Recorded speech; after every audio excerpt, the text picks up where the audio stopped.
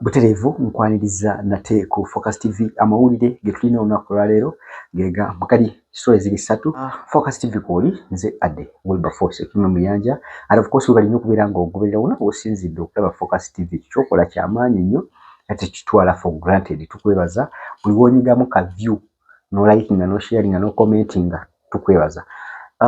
Amawulire Okay, amawulire ge tulina olunaku olwaleero gega oboolyawo United States of America ng'eyitibwa mu embassy yaayo eya US Embassy Uganda officially bagaddewo office zaabwe e Uganda. Kiyinza kuba kitegeeza ki?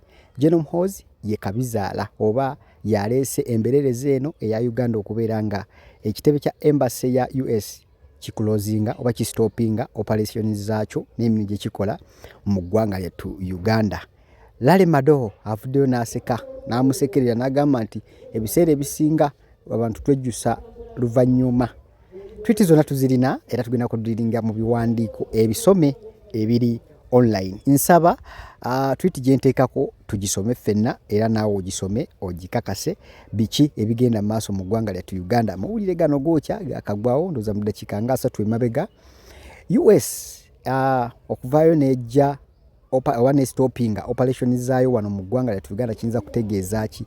Ekisookera ddala nga tetunalaba tweet yaayo evideo netegeeza kusinza X yaayo negamba nti tegenda kuddamu kukozesa ku updatinga tweet eno okuleka nga waliwo security information o waliwo ebitereezeddwa okugenda mu maaso. Kino kyaddiridde oluvannyuma lwa General Muhoozi Kainerugaba okutweetinga ng'ategeeza nti eggwanga Uganda lirimu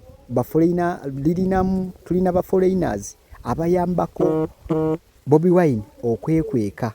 Mu kwekweka kuno kireetedde abantu kijja kuleetawo amawanga ag'enjawulo gano abiri singa wanaazuulwa eggwanga eryo ettuufu eriyambako Bobi Wine okwekweka oba okumufulumya eggwanga lyettu Uganda.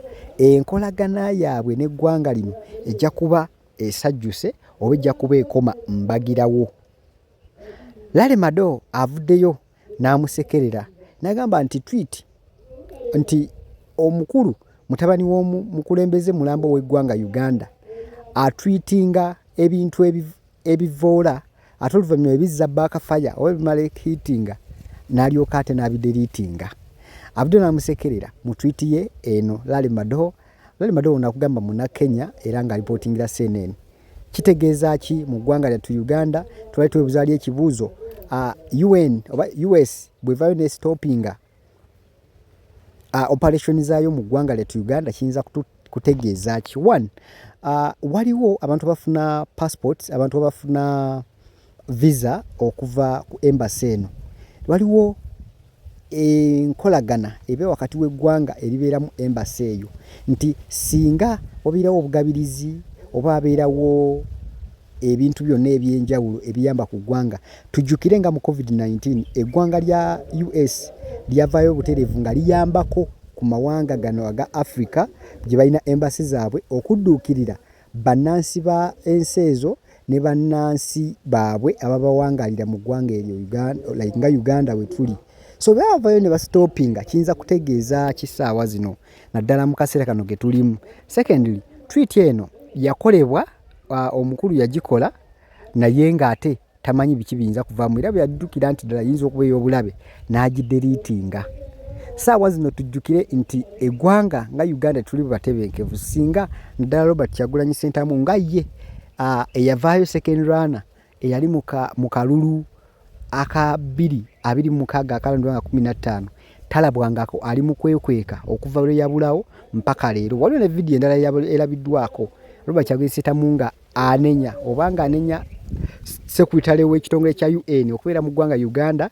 Mwamanyidde ddala nti nno omu kuba former candidates talabika oba ali mu kwekweka talina ddembe lyenga omuntu naye netavaayo kubanga ayogera ku ekyo. Ne vidiyo tugirina naye nga amawulire agabadde amakulu ennyo ge g'okutegeeza nga US embassy bwevuddeyo ne confirming ekyo mpaka nga waliwo okutegeeragana waliwo enjogerezeganya bajja kuddamu bakole emirimu gyabwe nga bwe gibadde gikolebwa. So byebyo nno ebiri mu ggwanga lyettu Uganda, naye tusuubira nti nno wanabawo obwenkanya n'okulondoola ensonga obulungi bajja kuvaayo batereeze ensonga bwe ziti. So nga jjukira nti omukulu General Muhoozi akozesezza nnyo X eno okutweetinga oba okukola tweets ez'enjawulo eziri actually nyoba nkyogera regularly, like ateekayo every other time. So kati mu kuteekayo ko maybe mwe mwabadde ensobi gyejjusiza oluvannyuma okuderiitinga. Bino byonna bireka eggwanga mu matigga, okugeza nti singa wabaawo kye mwetaaga ne babaaningibwa, ne mubaaningibwa olega United States of America temuddayo. Mujjukire tugaane nti bannayuganda bangi naddala ba government officials babadde baddukiranga mu United States okulaba nga bafuna obuyambi, okulaba nga bafuna obujjanjabi, okulaba nga operatinga ebintu ebyenjawulo. So kino kiba kituuse okitegeeza n'ezo priorities oba allowances ezibadde zibaweebwa okutuuka eyo ziyinza okukoma.